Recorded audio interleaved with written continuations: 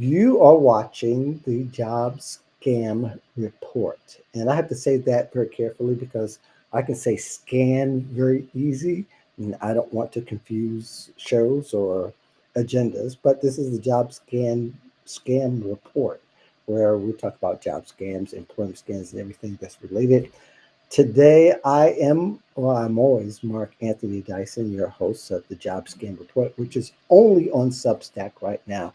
Eventually, I do have plans to put this on the global directories, eventually on a few of them. But right now, it's just on Substack. You can go to my profile and find the Substack that I'm on and then connect with me. And I hope that you will join me. Let me know who's in the audience for this few minutes.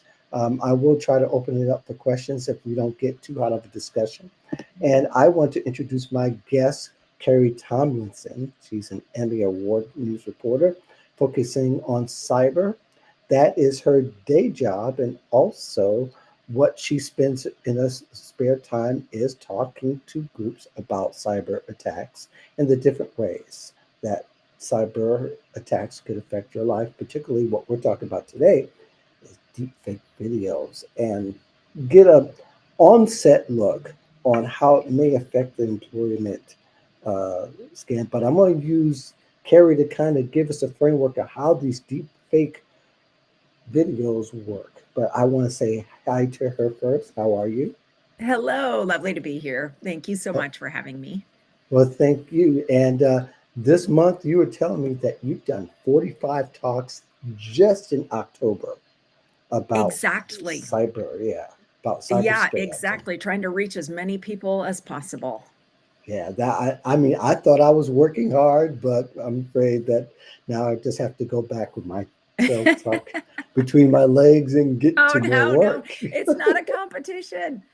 Well, It's a no, it's sickness, not. not a But you've been, competition. but you've been doing this for some years, though. You've been talking to groups and you've been writing about uh, in this space for a long time. Right. Probably about 10 years now, I have been focusing on cyber. I was a TV news reporter for many years before that. And then about 10 years ago, I decided to focus on cyber because of what I saw coming in front of us. I saw Yeah. strange things coming our way. And I said, now is the time to switch from regular news and just focus on cyber.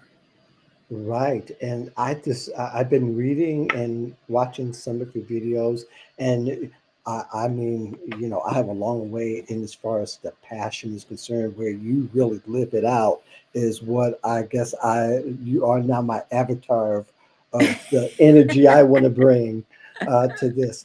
Again, for those of you who are watching, feel free to say hi and put some questions in. I might be able to get to a few of them. I don't have a really stringent agenda because some of this is kind of going to be freestyle in the sense that I'm going to ask the general question. Carrie's going to give a response based on her expertise and her knowledge. She's been looking at this for 10 years. So it's not many people can actually say that. I definitely can't say. But I think what caught my eye, Carrie, is how I saw a couple of years ago as I was writing for an outlet, and I still do write for the same outlet. I wrote a couple about job phishing and how it started there, really, about how there are scammers who are becoming fake employees. Well, first it was that they were creating fake jobs, and they had people come to these jobs and apply to them, get the job, and find out there really wasn't a job, and they end up getting personal information. Then it became really real when these people start to set up these fake profiles on LinkedIn and on Twitter and on Facebook and these fake places where people thought, wow, this looks really real when it really wasn't all that real. Now we get to the part where now people can leverage the technology that we all have available to use what they call deep fake videos to lure more people in the scam and to swindle more people out of money. But probably the biggest arbitrage really is personal information, so they can be imposters of their victims. So, how would you describe deepfake videos and what they give people an idea of what they look like? Right. So I do a lot of stories on these things, and I spend time on social media looking at social media profiles created by scammers. And Hmm. sometimes they advertise what they do. They want to show off and say, look how I am scamming people. And they will show video and audio of how they are using deep fakes to get to Hmm. people. So, for example, one thing that's very popular now in romance scams, and I think we will definitely see it transitioning into job scams, is Hmm. the use of apps so they can have a live video call with you using a stolen picture of someone else or Hmm. potentially stolen video. But right now, what I see them doing a lot of is stealing a picture, using an app to make the mouth move like their mouth is moving in the Hmm. audio of the call and having a live call with a victim. It is very successful for many reasons. One, sometimes video calls aren't that great quality. And Right. sometimes you're distracted. It's on your phone. So you're doing something else and you're looking at it and you're moving all around. So you don't necessarily notice that the quality is really bad. The other factor with that, which plays hugely into job scams, is I interviewed a psychologist at Arizona State University. His name is Michael Barlev, and he said one Hmm. way that deepfakes work is because we want to believe they're real. With a romance scam, you want to believe that that person who says they love you, you want to believe they're real. With a job scam, we need a job. We want to Hmm. believe that that is real. And that is where job scammers are going to have some success. And so that's where social engineering plays in because it plays on people's emotions about how they want something to happen really bad. And in most Right. cases, especially these days where unemployment, there's people who feel anxious. Uh, they want to move on from a current situation. They feel the anxiousness and they want, so they're trying to maybe in somewhat their way, they may think that they're manifesting and well, indeed, that they are acting on their emotions or how they feel because after they feel like somebody wants them, there's this sigh of release. So, oh, I can feel good about myself and they let go of all these things, but then they open themselves up to whatever that person says next. Exactly. And I also think there's external pressure, say from family or from other people saying, well, you can't turn down any job. You can't turn Yes, down a job. So you're yes, presented with a situation that maybe you don't feel great about it, but you've got parents and spouses and people telling you, well, why are you turning down that job? You need a job. You should take that job. So a lot of different yes, pressures coming into play. yes. And I can understand that because everybody's been through it or has had something, somebody said something about it is that, automatically because you're out of a job, you're desperate and you're anxious. And I can understand it. It doesn't have to be that way. And Lord knows I've over the years have written articles, talked about it in everywhere I possibly can that don't come from a place of desperation. I don't know if you know Pink Floyd, the rock group. They have a song called Time. And in their song, one of the lines is, hanging in desperation is the British way. I say, don't hang in desperation because it makes you the most vulnerable. And that's where, ultimately, that's where people kind of, their judgment gets skewed. Oh, 100%. And attackers know that. And that's why I think they're going to bring deepfakes into job scams as well, because they know they often use deepfakes that are not great quality. Right. Sometimes they're kind of lame looking, really, if you look at them, but they know the psychology and the emotion. They like to choose job seekers because they know you have that desperation of sometimes it's a severe financial desperation, like how am I going to pay the rent? And then as you mentioned, the emotional of I feel like no one wants me and now here is someone who wants me. That's a very powerful emotion and that's very hard to get over. Attackers 100% know it. As a matter of Hmm. fact, there's a case I talk about a lot in my talks, which was a case actually where spies from another country created a fake business in Washington, D.C., and a fake profile on LinkedIn and then advertised a fake job. And one of the things that they Hmm. asked the people applying for this fake job was, are you having financial troubles? Because they know if you're Mm, having financial troubles, you're going to justify things like, oh, yeah, well, the business is registered in Washington, D.C., and that wouldn't happen unless it was legitimate. And they're on LinkedIn, which probably means they're legitimate. Attackers know it. So it's better if we can figure that out ahead of time. So when they start using not only the tools they're currently using, which they're very successful with, but also hmm the newer technology, we are going to need to be a little bit more aware of how the attackers are pulling off their tricks so we can yeah, short circuit that attack. sure. And these days with artificial intelligence, and I don't mean to blend the two in, but I guess we can't help it, is a lot of companies are starting to use AI or these videos, avatars, as you stated, that those are a part of deepfake videos. They're using them to up front to have interviews and job interviews, and before they actually see someone in person. So I you absolutely can, cannot stand that. I am so against that. and, but I understand on the hiring side, it saves them time. They can weed out a lot more people because I understand as well that 400 jobs, 400 applicants in one day is realistic for one job. The first 24 hours is posted. So recruiters, hiring managers are overwhelmed and they're trying to dwindle down. That's one of the ways they can filter through after they see all the people who really qualify and don't qualify. But they put another obstacle to at least find out who's basically qualified, at least on the lowest level, to have them in, or whatever level they decide, whatever that looks like. All that to say is that they're using it to filter out the candidates they don't need to. But there's problems with that as well on both sides. And I'm looking at the employer side; they want to make sure that they don't get a fake employee.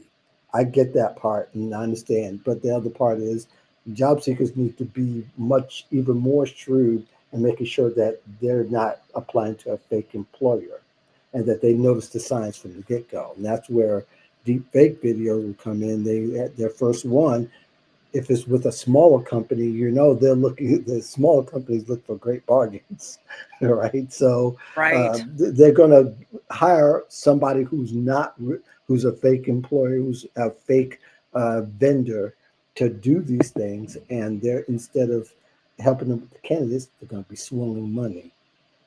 Right. No, I am absolutely against the blurring of the lines right now. I think we're in a state in our society where attackers are much better at utilizing AI and deepfakes than the rest of Hmm. us. And Right? if we start blurring the lines without being very careful about it, I think we're going to make it so easy for attackers to get us. So Yep. I'm against blurring the lines for sure. I think employees need to be much more interested in this conversation globally, in the sense of, yeah, you want to do this, but there needs to be a distinct difference between you and the person that's trying to swindle identity and money. So that's why I think, as far as the why should a job seeker care, they they could be, somebody could fake to be them, apply to all these jobs in them, in their name, and also even if they're not doing that much, they could fall victim without being as conscious as to what could actually happen to them. So I Right. think And those things are important.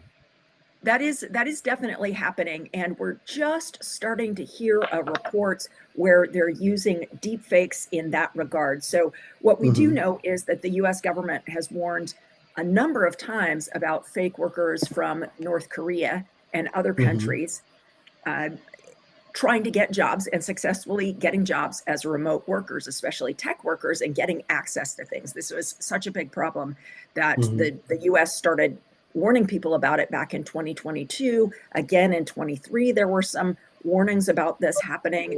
And what those people do when they're trying to get a hold inside some US companies or other countries around the world is they use someone else's identity. Now, in many Hmm. cases, in what we've seen in the past is they are doing it with the knowledge of that other person, where the Mm, person who is letting them use their identity is allowing this to happen. But we're starting to hear mm, cases where they're not allowing it to happen. And in that case, we're just starting to scratch the surface of this, but hearing situations where someone is making a deepfake video of you and then applying to jobs. I haven't yes. seen a lot of reports of it, but I do think that that is something that we want to watch for. Very difficult because our video is out there on social media, our voices are out there on social media, and if someone wants to grab that and use it, it's hard to combat that. Well, it's already where scammers are using pictures of somebody else to lure victims into these scams. It's all over LinkedIn, it's all over Twitter, it's all over Facebook. From what I understand, I don't use Facebook like that anymore. But I think that people need to understand that one, although it happened in Korea, what happens over there eventually it starts to trend over here, and then it becomes a little bit different. Although some instances, a lot of companies that are global where it's starting to happen, and you see some things happen. If it's happening in the office of Microsoft over in Singapore, don't think for a second it's not going to happen in offices here in the United States. And So we've you already know, seen it. We've already seen that with a company called KnowBe4. Maybe all of you are familiar with that particular case, mm, but KnowBe4 is a cybersecurity company, and they actually hired a spy from another country. Someone they mhm. used it was not deepfake video as I understand it. It was a stock photo that they deepfaked, a still image, to make it look more like them Hmm. so that they would apply for the job. And they applied for the job and they got in and they started to do damage. And KnowBe4 has actually written a blog post about it if anyone is curious, and you can find out more about how it happened. So it is definitely happening, and they're not the only one. There are lots of other US companies who are facing this kind of fake employee trying to get in. Hmm. That's just that's insane. Let's move to the next part of our discussion as we talk about and we I think we've already started talking about how attackers are beginning to use deepfake videos. But I think one of the I think that people have to start taking a little bit instead of leading with trust, they have to kind of lead with suspicion now. Just because somebody has a website, somebody has a LinkedIn profile, someone has a presence online, doesn't mean that they're all good to go all in on to trust with their personal information, because you're thinking job and you're thinking that your personal information isn't anywhere near as important to job, but that's your greatest asset these days. Right. And it is very easy using AI to spin up a fake website, a fake LinkedIn profile for that matter. Hmm. But it's very easy to do this with AI makes our lives more efficient, but it also makes the attackers' lives and work more efficient. So just Hmm. because you see a site that looks good, and just because you see pictures of people on a site, and just because you see videos of people on a site, doesn't mean it's real. Not only can they use AI and deepfakes, they can simply hire actors who will do Yeah. this, because with some of Hmm. the gig sites, there are plenty of people who are willing to record a fake testimonial video for you for money. And some people know they're doing it, that it's being used for deceptive purposes. Some people are not aware, but those are the kinds of things that they will populate their sites with. They also like to copycat LinkedIn profiles of real people who work at real companies, so that Yeah. you look and you say, oh, Mark Anthony Dyson, well, he's okay, he's a real person. I see the LinkedIn profile. That must be who I'm communicating with, even though in reality, they're just borrowing someone's name. So Yeah. unfortunately, the poor job seeker has to work harder, even harder, to overcome these hurdles. Yeah. And for them to check all the information uh, before they start to engage somebody who says that they have a possible opportunity.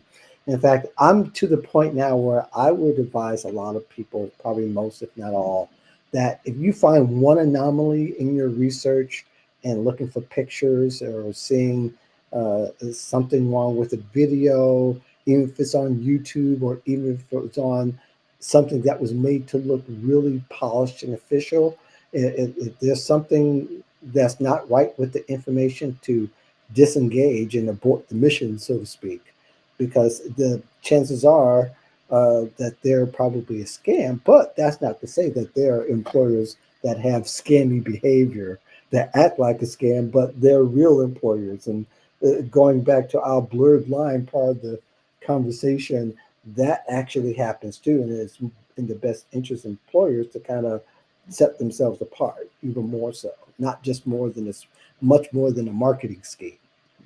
Right. And I can't disagree with you that once there is a red flag that has come out, it's just a really good idea to not proceed or proceed with extreme caution. So I spend a lot of time reading about scams on Reddit. I find it Mm-hmm. to be very helpful because you hear other people's experiences, sort of a raw version of their experiences. And what Right. you'll see is that a lot of people justify. A lot of people justify. They say, well, I looked at the LinkedIn profile and it looked kind of strange, but I really need the job. I really need the money. So I'm going to move forward. Another one Mm-hmm. that you see a lot is it was the perfect job for me. So even though there was a red flag, here was this perfect job at a perfect salary. And Yeah. I think I've seen you mention this before as well, that the reason it's a perfect job is because it doesn't exist. Right. And they're creating this. So then you have this desire. This is perfect for me, not understanding that they're using social engineering to create something that they want you to believe is the perfect job, even though it's just all thin air. Yeah. And you know, I think you mentioned at the beginning, we all build this illusion of what the ideal situation is, somebody that presents something close to that. It then becomes almost an ideal that you've got to have it, or that you'll see it, what happens. And I'm going, oh, that's a long black hole to go down.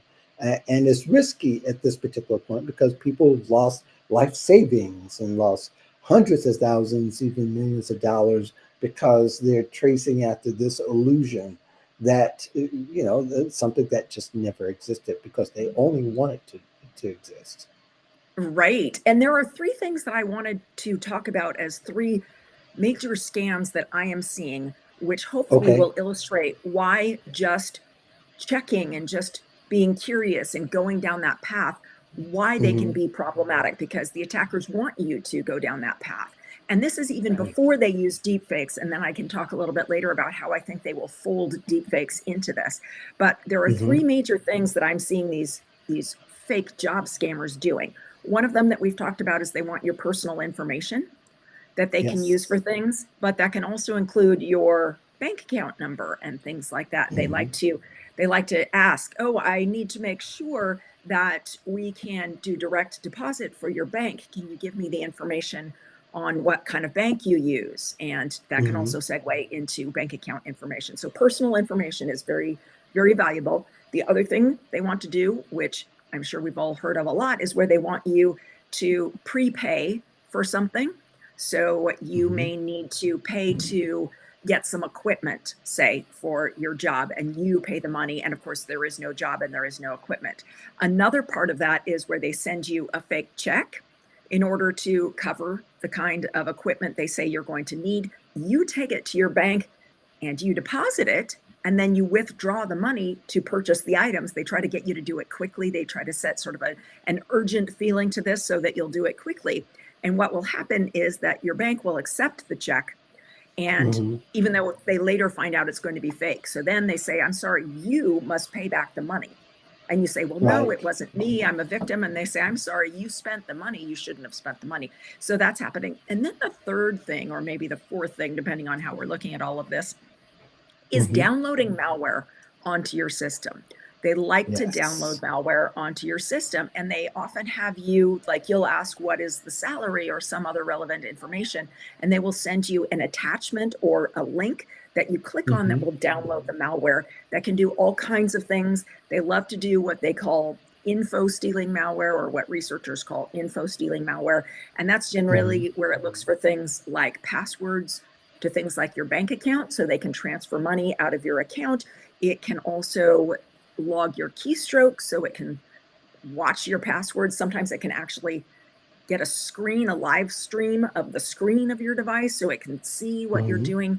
And then they can sell that on the underground market to other criminals. So people who say, well, I don't have any money, therefore I'm not a target, unfortunately, they will wait until you do have money. And since they will already have control access to your system, or some other criminal who bought it on the underground market, well, then you can be in trouble. So that is why the concept of just checking things out and just being curious and just seeing where this takes you can be careful if you fall in any of those traps. Yeah, but it's so much of a risk. It's a motorcycle ride down a steep mountain. You really are chancing something to actually happen. And you're probably familiar with Frank Abagnale, the To Catch a Thief guy, and who's now a crime fraud examiner. He that's what he does. He's studied it for the last 45 years. But he says that scammers probably have about 98% of your information anyway.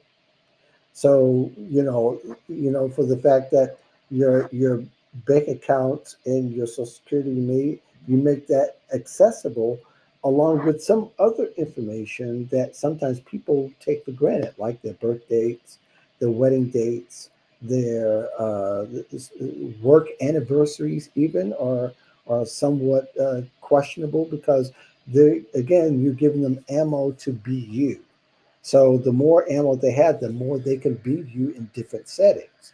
They can, ransack your credit, your credit, your bank account, buy things in your name, try to buy property in your name, and then next thing you know, you can't get anything because you never did all these attempts, especially if you don't know and never report it, so nobody ever looks or even thinks. So there's just a long tail of accidents and incidents that happen.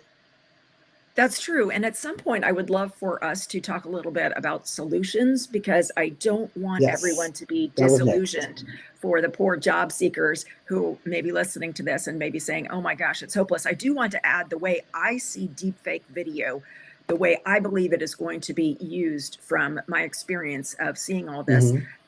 What I'm seeing is that right now attackers don't need AI. They don't need deepfake video, because they know that they can manipulate the poor job seeker, the poor desperate job seeker, and make them Hmm. do things like download this malware, or the fake check Yeah. scam is huge and is very successful.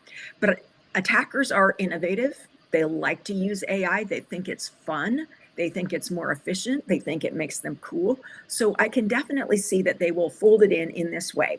One sign that we always talk about with job scams, something to watch for, is when your interview is not a face-to-face interview, either virtually or in Hmm. person, Right. and it's just done by chat. And so a lot of times job seekers will be told, okay, we're going to have your interview today on Skype at such and such a time, and they show up all ready to go, and it turns out they're just doing Skype chat, which kind of throws Right. you off because you were ready for a video interview. And so for Zoom. a lot of people, yes, same Yeah. thing. So they do it by chat. And so for a lot of Hmm. people, they go ahead with it anyway and they're scammed. With other people, they say this is a red flag, I'm not going to do it. But where I Right. think attackers are excited to add in AI is to turn that chat interview that raises red flags. I think they will be excited to try out AI to do video interviews, to overcome Hmm. that hurdle, to overcome that red flag. So that is something that we need to watch for. I think that will be used a lot for ones where they're trying to get you to download malware or prepay for something, or the fake check scam. I feel like that is really where it's going to come into play. So that means if you do one of these interviews, you want to make sure not to click on links or download anything that they want you to download, and also to watch out for the check that they're sending your way, that they want you to deposit and then send them the money. Well, that's excellent. And I think you alluded to something, a term that I think in talking to Mark Evans again, we both agreed. I used the term hacking a human. That's what ultimately it is easier for scammers to hack a human than it is to go in and try to break in someone's personal computer. But yes, it is a gift to them, even if you don't go through a scam. Because I heard a lot of people say, "Well, I didn't fall for it," but you went to the site, you went and looked around, and likely they have installed some malware, some spyware, some kind of virus to track your moveabouts. Because again, it's about the data. It's all about understanding how you move so they can mimic that and they know where people are going. So all of that to say is, for a lot of people, they've already given a lot of ammo without even understanding that they gave the ammo to the scammer uh, to do that. And I think people need to start being a whole lot more cautious and start researching everything and everybody and vetting every part of their interactions to make sure that they're not, even if somebody is calling from seemingly a legitimate company, you better start checking out everything that person says and even check out the person and maybe even somebody who might refer you to a company, refer you to a job. Uh, Make sure that they're not, then make sure that they're real and they're above board and that they don't look suspicious. Well, I do think it's a good idea to verify everything. And I am certainly hoping that companies are open to this concept that job seekers are going to need to verify things because of so many scams out there.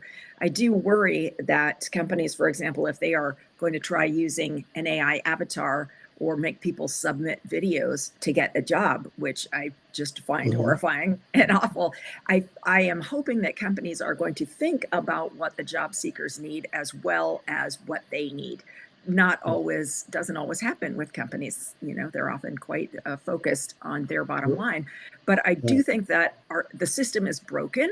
The way we have job seekers try to find jobs right now online is broken. It's ripe for mhm, disaster, and it's not helpful. And I don't think it's helping the companies either necessarily, because as you said, now they have to wade through all of this stuff that they're trying to figure out what's going on. So unfortunately, the burden is currently falling on the job seeker to have yeah. to verify things. And I think that is going to have to be a skill that job seekers develop.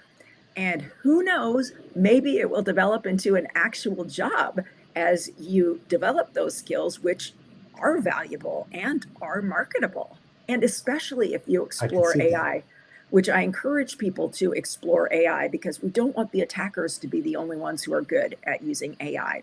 So I recommend that people explore it. You can get a free account on some of these platforms, and some of them are free. You don't even have to make an account, and you can use it and explore it, practice asking questions, get good at, they call it prompt engineering, get good at Hmm. that and build up those skills. And that can be a part of your marketable job skills, and the sleuthing that you do to verify things. That's all good stuff. So it will help you, and eventually it can end up on your resume. Yes, and I really think that too. That employers may, it might be a little scary to think that, if they see and they sense that people are making themselves vulnerable, that it also can work against them in their employment hunt.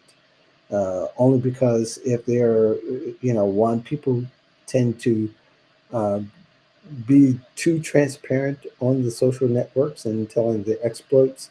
And I think people have to be a little bit careful, especially if they're careless about giving um, personally identifiable information or telling too much about what they've done wrong and all that. Those could be, employers have used it. We've seen it for many years. Scammers are also using it.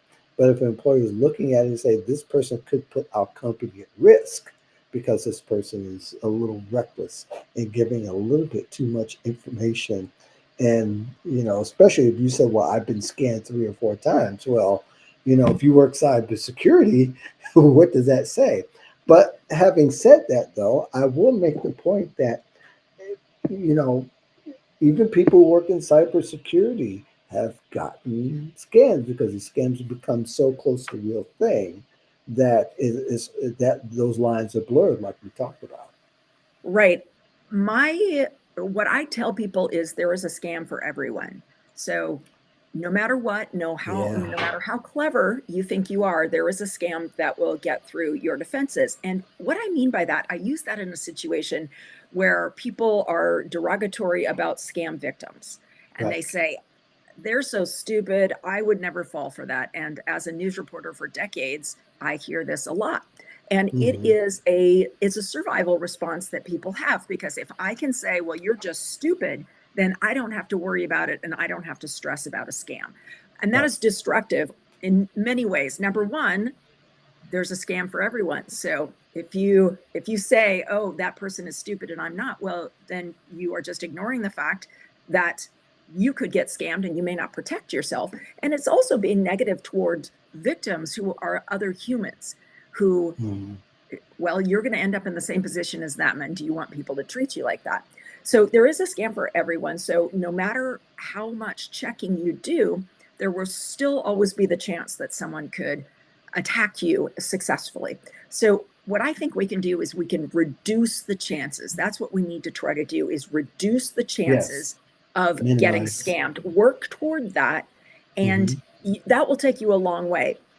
One Yeah. reason is that attackers will go to the people who aren't verifying. So maybe you're verifying and you're taking the time.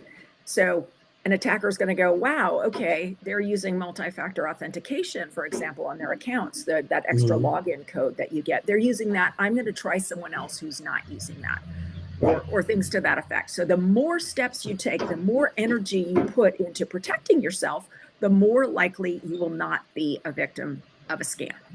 Yeah. I think about, if you have a house that has bars on the windows versus the ones that don't have the bars against the windows, a burglar is going to go for the low hanging fruit. They're going to want to go without the obstruction and the extra steps going through bars. They're going to try to go to the ones that or they can reach that don't have the bars on the window.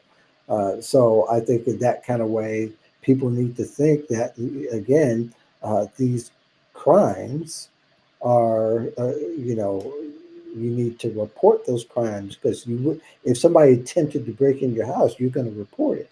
If somebody's attempting to hack you and to hack your personal information, you should want to report it.